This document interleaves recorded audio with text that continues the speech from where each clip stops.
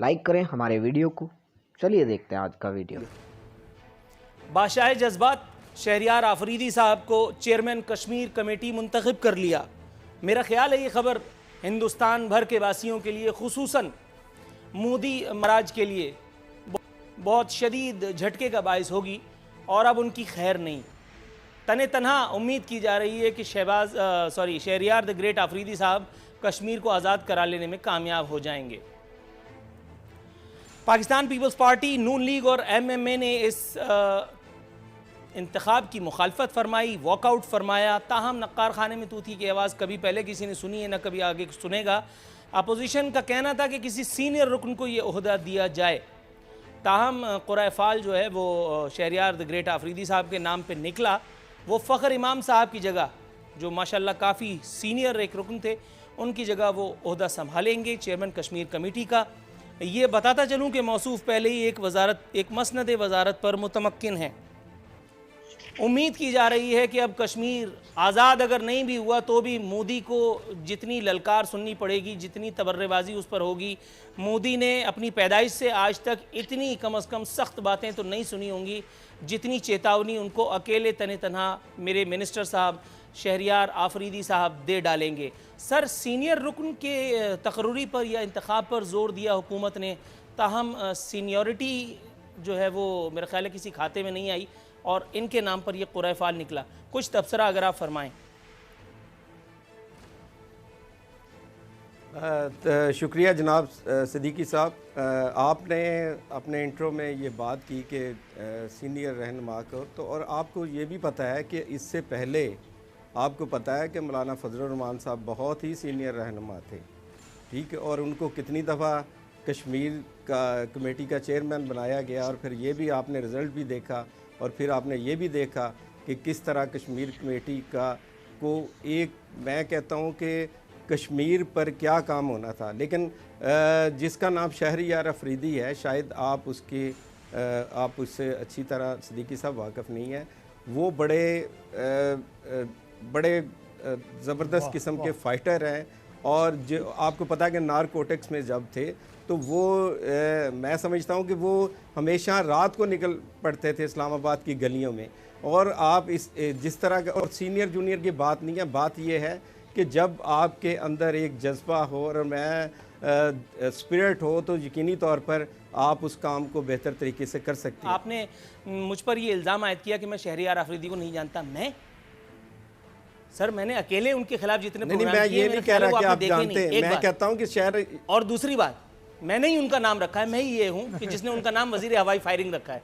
वो सिर्फ मुंह के मुजाहिद हैं ये बात। मैं वो बददिमाग आदमी जो ऑन एयर 5 लाख दफ़ा कह चुका है और अगले 15 लाख दफ़ा भी आपको ये बात सुननी होगी। आप मेरे लिए काबिल एहतराम है, मैं आपसे खुदा न खास्ता कोई वो नहीं है। मैं सिर्फ एक बात आपकी गोश गुजार करूँ, आपने तशबीह दी रात में निकलने। सर, रात में तो शहंशाह फिल्म में अमिताभ बच्चन भी निकलता था इंसाफ करने के लिए, लेकिन फिल्म के आखिर में वो फिल्म का इंसाफ कर चुका था, अमरीश पुरी को उसने टांग दिया था। ये वो अमिताभ बच्चन है जिनके हाथ में कोई अमरीश पुरी आज तक नहीं आया। मैं आपकी तरफ दोबारा आता हूँ, थोड़ा सा तवक्कुफ कीजिएगा। तो फरमाए मैं सिद्दीकुल फारूक साहब की जानिब जाऊँ। सिद्दीकुल फारूक साहब, सर, सिंध की स्टोरी को ही थोड़ा सा आगे लेकर के चलते हैं। पिछले 2 रोज़ से पाकिस्तान पीपल्स पार्टी की क़यादत को माशाअल्लाह शाबाश मिल रही है नून लीग की जानिब से। पहले ख्वाजा आसिफ साहब, उसके बाद शाहिद खाकान अब्बासी साहब, शहबाज शरीफ साहब ने भी काफ़ी सराहा था अपने ख़िताब में सिंध हुकूमत को, वज़ीर आला सिंध को। जनाब मन लेबॉर्ट्री की बात की अवैस कादिर शाह साहब ने। लेबॉर्ट्री, यहाँ की लेबॉर्ट्रीज़ वो हैं कि जिन्हें शर्जील मेमन का जो वो शहद और वो क्या वो था, पता नहीं कौन सा वो तेल जिसमें पकता है, चमेली का तेल, पता नहीं क्या था, वल्लाह आलम, उसका आमेजिश उनको वो नहीं पता चला कि ये क्या है। जैतून का लाहौल वाला कूद। खैर, जैतून के तेल में मैंने कभी खाना नहीं खाया इसलिए मुझे पता नहीं, माजरत। जैतून के तेल और शहद का मलगूबा है, ये वो चीज़ है कि जो ममनुआ है, उनको ये नहीं पता चलता। इन्हें कोरोना की महक आ जाती है घर बैठ के। आज की स्टोरी जो सबसे बड़ी है वो ये कि 60+ लोग पीर जो गोठ में, यानी मनफी उनका रिजल्ट आया, उनका टेस्ट आया है और ये लेबॉर्ट्रीज़ जो हैं लोगों को फ़ी सबीलिल्लाह कोरोना तकसीम कर रही हैं। सर, ये अचानक ये सब चीज़ें भूल भाल करके नून लीग की शान में, नून लीग जो पीपल्स पार्टी की शान में किशोर कुमार के नगमे गा रही है, अचानक से ये जो नया इश्क हुआ है आपको, ये इसकी वजह क्या है सर? ये ज़मीनी हक़ाइक़ से क्यों सरफ़ नज़र किया जा रहा है?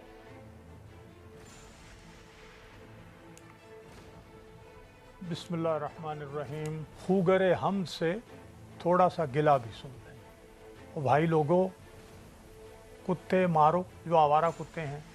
पाकिस्तान में 12 बोर के कारतूसों की कोई कमी नहीं और उस जहर की भी कोई कमी नहीं है जो मुर्गी के गोश्त या किसी गोश्त से लगा के आवारा कुत्तों के आगे फेंक दिया जाए, वो मर जाए। तो मेहरबानी करें, ये करें काम, और उसके साथ साथ वैक्सीन मंगवा लें। बहुत दिन हो गए हैं। इस हवाले से भी जैसे आपने कोरोना के लिए काम किया, ये आवारा कुत्तों के ख़ात्मे के लिए भी, और बच्चों और दूसरों को कुत्तों के काटने से बचाएं, क्योंकि रेबीज़ जो है उसके ज़रिए मौत बड़ी संगीन होती है। बचाएं उससे, ये बात होनी चाहिए। बाकी रह गई मुस्लिम लीग नून की, जैसे बात नूरुल वारिफिन साहब आपने की, हम अच्छी बात जो कोई करेगा हम उसकी तारीफ़ करेंगे। नमस्कार दोस्तों, स्वागत है आप सभी का मेरे साथ। और आपने इस वीडियो को देख लिया होगा दोस्तों। चलिए शुरू करते हैं कि देखिए, ये जो आदमी है ये काफ़ी मतलब अच्छी बातें करता है। ये मतलब जो सच्चाई है उसको जो है लोगों को दिखाने की जो है कोशिश करता है।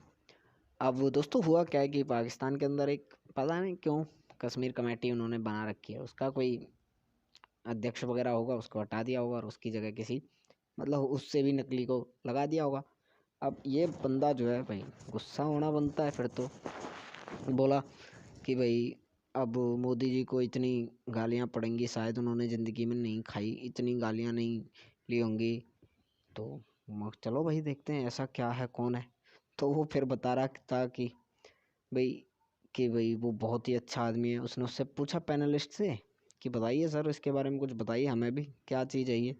तो वो पैनलिस्ट कहता है भाई बहुत अच्छा आदमी है, ये है वो है। उसके बाद वो कह, आप उसको जानते नहीं हैं, पैनलिस्ट कह देता है। उसके बाद वो कहता है तो मैं उसे नहीं जानता हूँ, मैंने उसके खिलाफ कम से कम, उसका नाम कह रहा है वो 5 लाख बार लिया है और आगे कह रहा है 15 लाख बार लूँगा। कह रहा है मैं नहीं जानता हूँ कि वो कितना एक नंबर का फेंको है। वो आदमी इतनी फेंकता है जिसकी कोई हद नहीं, और आप ये कह रहे हैं कि मैं उसको नहीं जानता हूँ। उसके बाद वो थोड़ा सा सेंसा वाली फीलिंग ले ले कि वो तो रात में जो है लोगों को पकड़ता है, ये करता है वो करता है। तो वो एंकर कहता है कि भाई रात में तो शहंशाह मूवी में अमिताभ बच्चन भी जो है लोगों को सज़ा देता था, लेकिन उसने आखिर में अमरीश पुरी को जो है उसके गुनाहों की सज़ा उस मूवी के अंदर दे दी थी, उसको टांग दिया था। लेकिन जो हमारा ये शहंशाह है जिसकी तुम बात कर रहे हो, वो पैनलिस्ट को कह रहा है ये बात, इसने तो आज तक किसी अमरीश पुरी को पकड़ा ही नहीं है, और तुम कहते हो यार वो है। कह रहा है ये बस मुंह से फायर करने के लिए है, बाकी इसके बस की कुछ नहीं है। तो ये इनके हालात हैं, और इस तरह का जो है दोस्तों जो है आप समझ सकते हैं कि किस टाइप की कंट्री है। दूसरा पॉइंट जो कि काफ़ी अच्छा है, मतलब इनके लिए कितनी दुर्भाग्य की बात है दोस्तों इनके आवाम के लिए, वो देखिए कि पाकिस्तान के अंदर जो आवारा कुत्ते हैं उन्होंने बिल्कुल मतलब वो किसी को भी काट लेते हैं। मतलब काटने के बाद क्या हो रहा है कि उनको टीके तक नहीं लगाए जा रहे। इनके पास तो एक तो आवारा कुत्ते के लिए जो टीका होता है वो तो है ही नहीं, और उसके बाद जो वैक्सीन, वो कह रहे मंगवा लो भाई।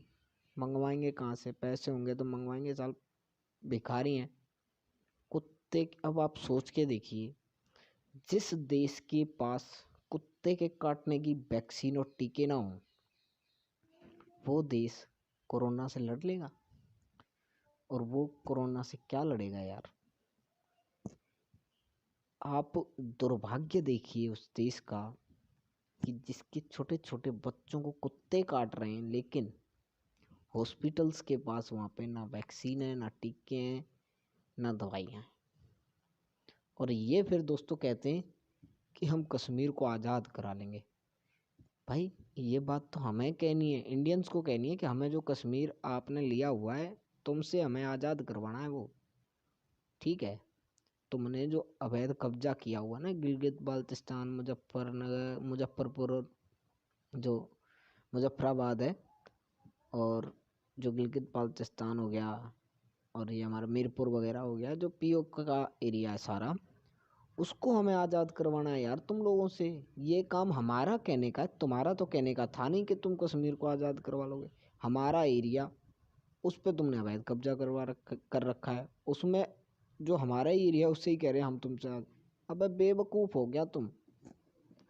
मतलब कुछ पता नहीं और कुछ खाते हो क्या, या दूसरे प्लेनेट से आए हो? मतलब कुछ भी बकवास कर देते हो यार। दोस्तों आपका वीडियो कैसा लगा आप मुझे बताइए कमेंट सेक्शन में। मैं मिलता हूँ अगले वीडियो में, तब तक के लिए नमस्कार, धन्यवाद, थैंक यू वेरी मच।